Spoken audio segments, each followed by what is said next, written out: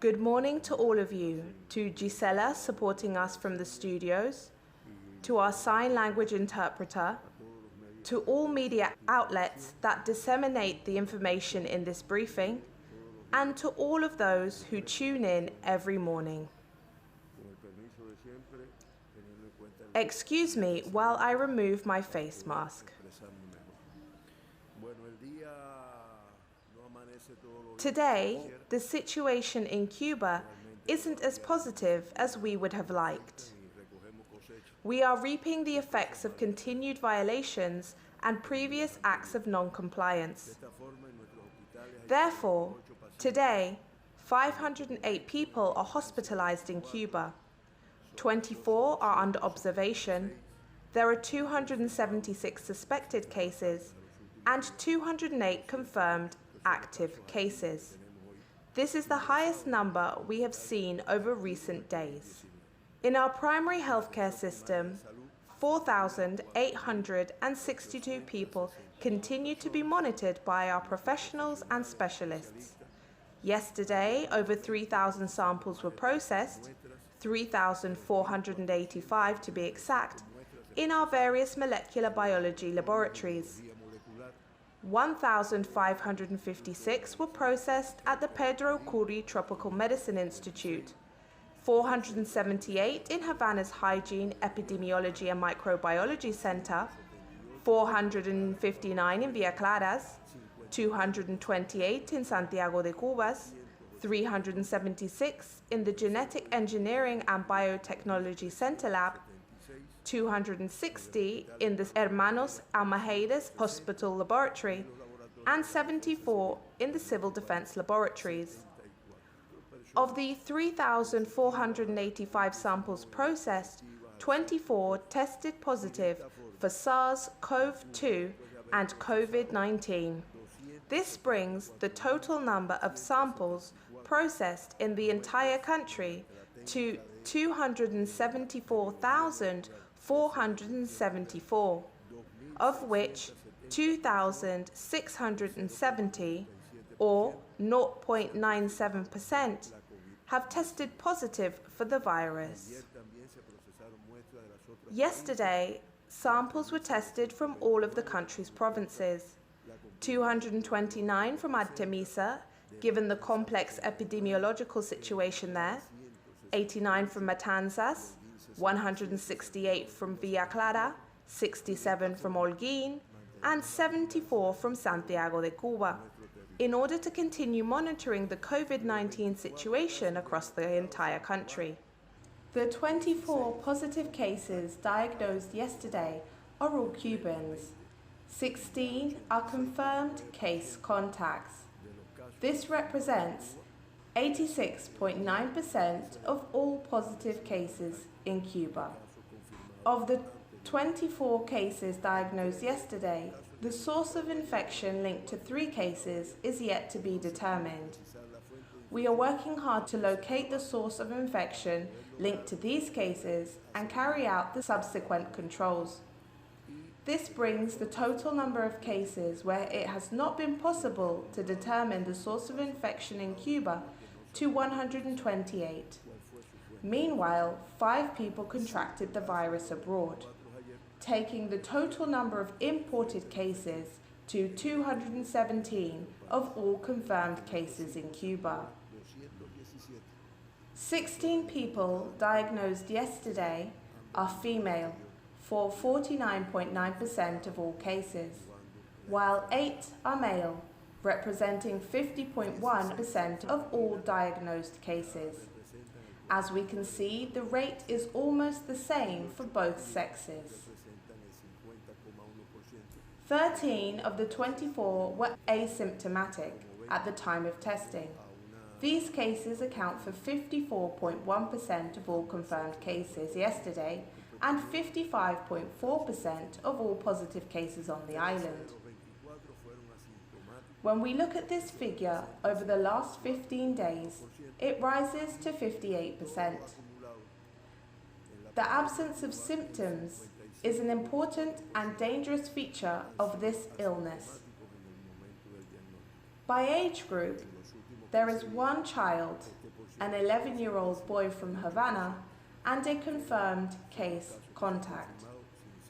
This means that in Cuba, 307 children, minors, young people, or patients under the age of 20 have been diagnosed with the virus thus far. 281, or 95.5%, have been discharged from hospital and made a full recovery. Practically none have suffered any complications, which has been the result of effective treatment and pre- and post-COVID-19 care. I mention this because there are children who have died of the virus elsewhere in the world. 7 patients diagnosed yesterday are between 20 and 39 years of age. 10 are between 40 and 59, and 6 are over the age of 60. Of the 24 confirmed cases, 10 are from Havana and 9 are from Artemisa. There were 4 imported cases yesterday, 4 from Santiago de Cuba, 2 from the municipality of Santiago, 1 from San Luis and the other from Songo La Maya, and 1 imported case from the province of Pinar del Rio from the municipality of San Luis. In Artemisa, the majority of cases, 7, belong to the municipality of Bauta, but 1 case was also diagnosed in the municipality of San Antonio de los Baños and another from San Cristobal.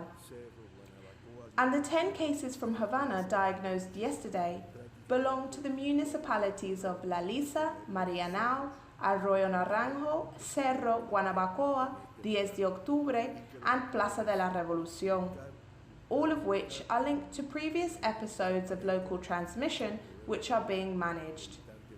And that's the aim, to find all case contacts so that they can be isolated and prevented from infecting others. Yesterday's result means that Artemisa continues to have the highest rate of confirmed cases per 100,000 inhabitants over the last 15 days, standing at 16.51. Havana's rate also rises to 4.12. Villa Clara's rate remains unchanged at 0.39.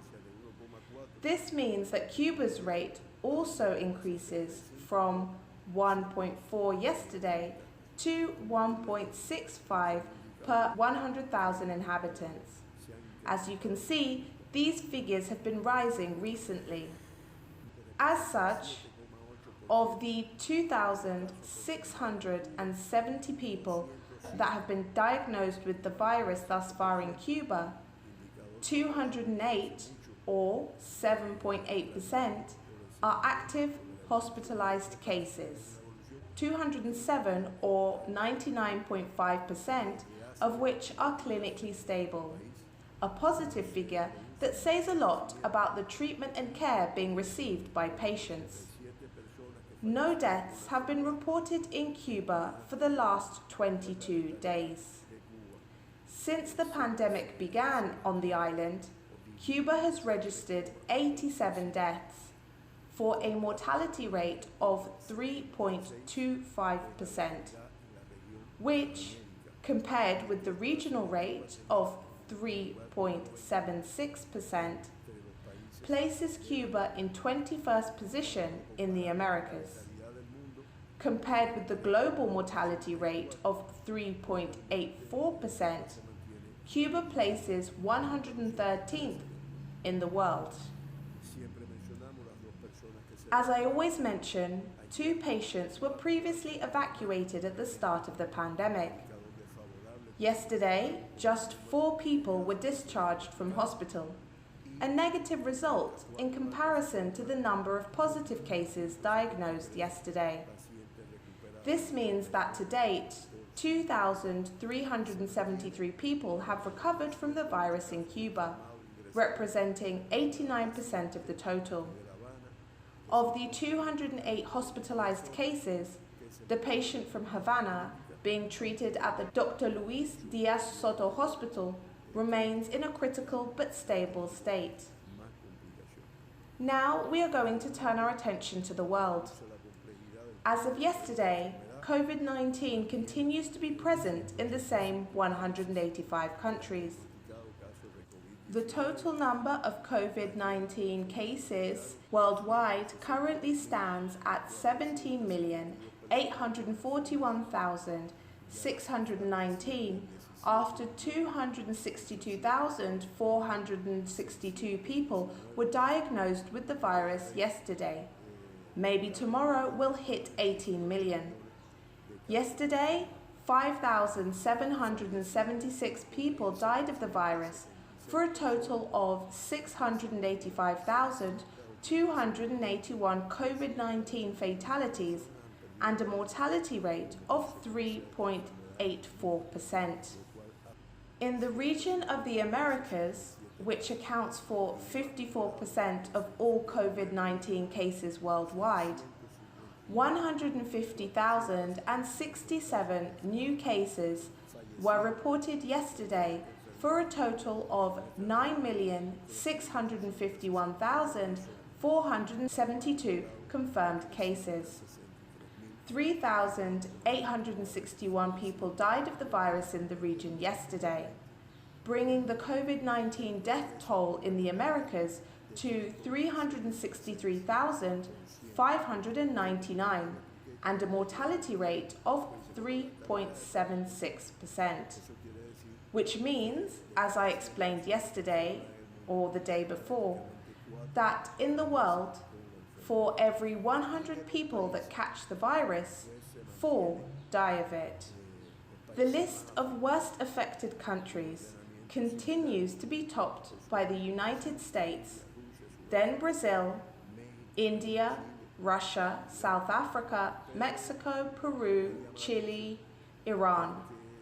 But what is most striking is that the United States and Brazil, with over 58,000 new cases reported yesterday, over 45,000 in Brazil alone, top the list of countries with the highest number of cases. Another important fact is that over 1,000 people in both of these countries died of the virus yesterday. 1,133 in the United States and 1,088 in Brazil. This is the information that we have on the behavior of the pandemic in Cuba and across the world.